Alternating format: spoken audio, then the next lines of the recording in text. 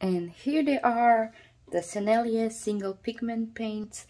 I managed to swatch them off camera since these holidays were kind of tiring, and I noticed even in my previous video I couldn't find my words. And yes, without further ado, here they are. There are a lot of colors. I want to say there are 57, and they're really beautiful. And of course you can pick whichever you like. I want to show you this sample, compare them with other colors, tell you a little bit about my favorites, and you know, especially what I've noticed from my limited experience with watercolor. Transparency and opacity are probably the biggest issues I had with watercolor, and learning which one I prefer, which one worked best, and how to use the colors. And for this Sennelier set, my most important thing is selecting some colors to go in my floral painting palette.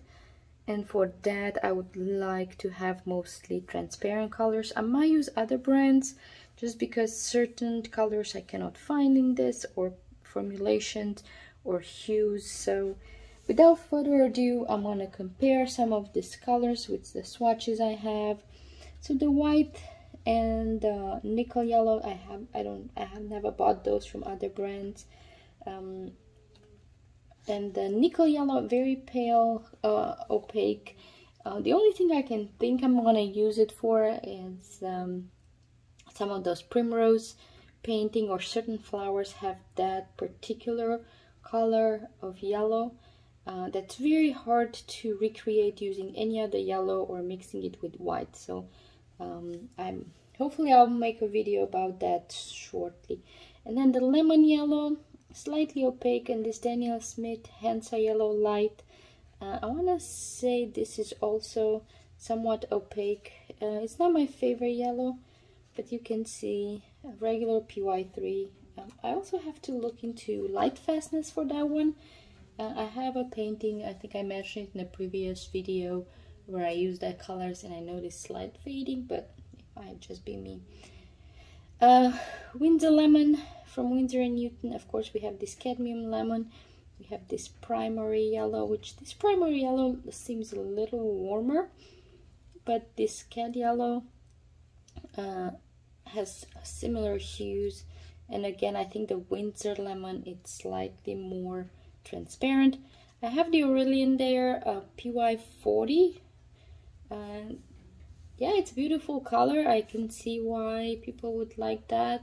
Of course, there's some issues with light fast. I'm gonna add that also to my light fast test. Next one, primary yellow. I was actually impressed with this color right here, very transparent. Some of those dark specks that you see there are probably from the tube or from my brush, but very transparent, nice warm yellow. I have to play with it more to figure out that pigment. I don't have anything like that. Another cadmium yellow, and there's one here, so they have some opacity. Sennelier yellow light, nice and bright. And then, of course, the beloved PY150. The one from Sennelier looks slightly duller. It's nice and transparent, but compared to the core and Winsor & Newton, somewhat of a greenish tint, which this color can do that. But I think my favorite so far is this core one. Very nice, very clear, bright. Winsor & Newton can get a little darker in the mass tone, so I like that also. Yellow Sophie is a unique pigment to Sennelier. Nice and transparent yellow, very bright, very yellow. Yeah, that's pretty nice. This Naples Yellow Deep, it's a PR24 opaque. Again, Sennelier doesn't do that great of a job, at least for me, with the earth colors. Most of them have some opacity to them, and for flower painting I really don't like that. Cad yellow light, and then of course this PY65. They're very close in hue, the PY65. I have here the Hansa Yellow Dip from Daniel Smith. Slightly more transparent, I want to say, than this one. So although I love this hue, the cadmium might not make it on my floral palette. And next, probably what Sennelier does best is this red. And this is just my personal preference. Some of them I might not use. This Alizarin Crimson Lake, it's a PR83, it's light fastness issues. Opera Rose, which I have the Daniel Smith here. Yeah, it's not, I don't know if it doesn't have enough fluorescent dye in it. It didn't impress me. I have to do a light fast and we'll see how much it changes. It might still be something I can work with. Yeah, this Venetian red and Cad red purple. I have a Pearly Maroon here that's similar in hue. And I have a Daniel Smith Deep Scarlet. Of course, the Deep Scarlet is slightly orangey redder, but I think this Pearly Maroon from Da Vinci, similar in hue to this too. The Venetian red, slightly brown here. And for the warm red, I have this pigment 108 from Core Cadmium Red Medium. Yeah, again, not much to say about this. There's nothing. This is very unique, this hue. I have a PR108 here, but as you can see, very, very different cadmium. Again, some opacity to them.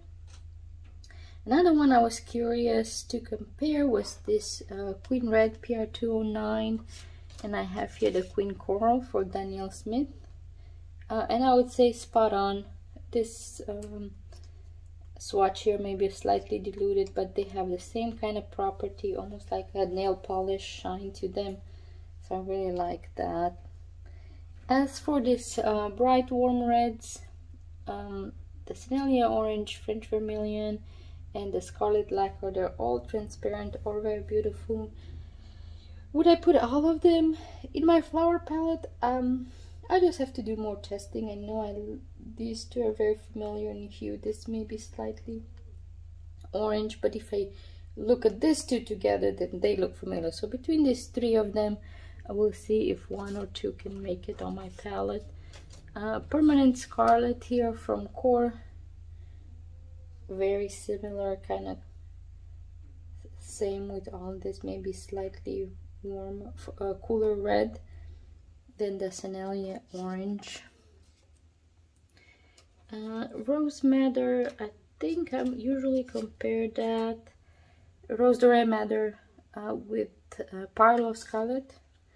Similar in hue, maybe this Rose Doré slightly cooler.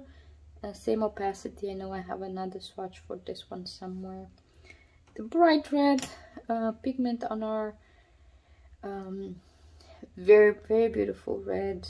Again, I think I might have to do some light fastness on that one. As for the pinks and these purples, permanent magenta, the naming kind of throws me off. The magenta, I have several magentas, but I have this 122, which this is usually what most brands call magenta, which Sennelier calls Helios purple. And definitely Sennelier is probably one of the brightest and darkest. I have the Winsor & Newton here, Queen Magenta, same pigment, identical hue. As for the Queen Rose, which is a Daniel Smith favorite, maybe this Rose Madder Lake. This one, I think I put a lot of paint there, so it looks a little darker, but yeah, that's probably the hue. As for what Sennelier calls magenta, it's more like a Queen Violet. I have this Schminke Queen Violet. And I'll pause here for a second to grab my swatches for the blues and the earth colors and greens. And here are some of the violet pigments. I have here a permanent mauve for Winsor & Newton, and Sennelier offers this red violet, which is also PV16. A similar hue, but Sennelier managed to get a more even color, some granulation, but not as granulating as this Winsor & Newton here. And then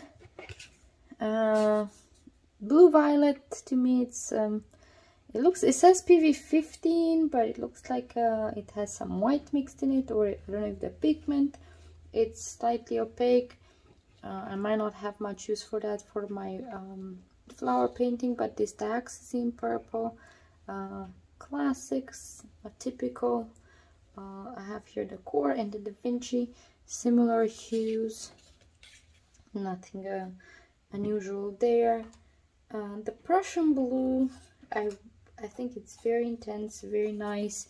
I have here a Daniel Smith Prussian blue, and yeah, I don't know if the swatch looks much lighter than the one in the book. Of course, this was painted some time ago. We'll see if this Prussian blue, what's his light fast, how does it stand the test of time. But there's something about Prussian blue that's hard to replicate with any other color. You know, the phthalo colors. I have here this phthalo blue, has the same greenish bluish color, and this is compared to Core and Daniel Smith. Not much variation there. Maybe the Sennelier, it's slightly greener, closer to the Prussian blue. And then I think compared to this blue Indentron PB60, my favorite blue pigment, the M gram one, I don't think it swatched very well on this particular paper. You can see how much more intense the Sennelier is. Very little drying shift, no grain, grayish undertone. So we'll see how that fares in painting. Cobalt Deep, I have this. This actually, it's a PB74, and this is a PB72. Slightly colder than this Winsor & Newton. Similar granulation. Slight deposit there on the black line. And then I have the Cobalt Blue from Daniel Smith, very similar hue. And then of course Sennelier gives us the Cerulean Blue made with PB28 and Cerulean Blue red shades. This one is slightly more opaque, or maybe I got more pigment paint on the paper, I'm not sure, but you can see slightly a different hue. It might have white in it, I'm not sure. These are the kind of blues I hardly ever use, so I cannot tell you much about them. Then French Ultramarine Deep and French Ultramarine, I don't know what the difference is. They give you a Ultramarine Deep and Ultramarine Light, but as you can tell, maybe this one has more paint. There's not much difference. I would say this one is slightly redder, but compared to other swatches, same hue, same properties. Core Ultramarine Blue, it's more granulation. Granulating this French Ultramarine from Daniel Smith, the more even, I would say, still some texture. I wish one of these days to try Schmincke Ultramarine Finest. That would be interesting to see, like a non-granulating, at least from what everybody says. And a non-granulating ultramarine is one of the colors I don't use, I guess because I like this Indentron blue so much.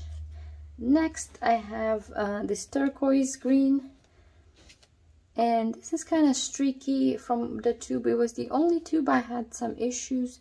The binder seemed to be sitting on the top, but I know this cobalt pigment can be a little tricky compared to other cobalt teals I have, or turquoise. The Schmincke one is closer in hue, slightly bluer, and then of course the Cobalt Teal Blue by Daniel Smith has more granulation and it's slightly greener. So these are my cobalts, but overall a nice color. Again, the only tube I had some issues where the pigment seemed to be separated from the binder, but nothing too major. And then the emerald green and the Sennelier green, PG36. I don't have that particular pigment, but I have several PG7s. Hue, very similar, nice and transparent green. Of course, for paintings, I would mix it probably with some yellows, with some browns to get a more natural hue. People were debating about this emerald green, if it has white in it. You can see some deposit here on the black line. But yeah, overall, a pretty nice color. Chromium oxide green and green earth. I don't have anything like it. This green earth, a lot of binder. I tried to get a nice hue there. But yeah, I like the hue a lot. It's just the streakiness. And then if you dilute it with water, you're gonna get a very pale wash. And then this chromium oxide, it's the opposite of spectrum, very opaque. Brown green, PY 129, similar to any other PY 129. Green gold here for Da Vinci and Core. Yeah, not much different, classic. And now the earth pigments, the yellow ochre. I have here yellow ochre from Daniel Smith. This one I prefer the hue better. I believe it's also more transparent, but as far as yellow ochre goes, Sennelier, I like their mix. I think they offer here the French ochre, which is slightly yellower than this Daniel Smith, and you can see my previous video where I looked at it. So I would rather use something more transparent like this, and maybe put a little bit of violet in it to get rid of that bright yellow. But as for the texture of yellow ochre, I might use it for my landscapes, but I don't do many landscapes, so can't tell you much about that. Raw sienna, I know I have several, but the one from Sennelier, again, slightly opaque. I got this streakiness to it. I don't know what I'm gonna do with it. Hopefully use it in some exercises. My favorite from this row is this permanent alizarin crimson deep 206. I have several paints that resemble in hue but none so bright, like this Indian red from Da Vinci, and of course you can look at it here with a caput mortuum. And I think that's about it. That reddish, this saturated red, and of course this PR 101. As for the burnt sienna, I have some transparent red oxide, which is similar in hue, and this is more transparent.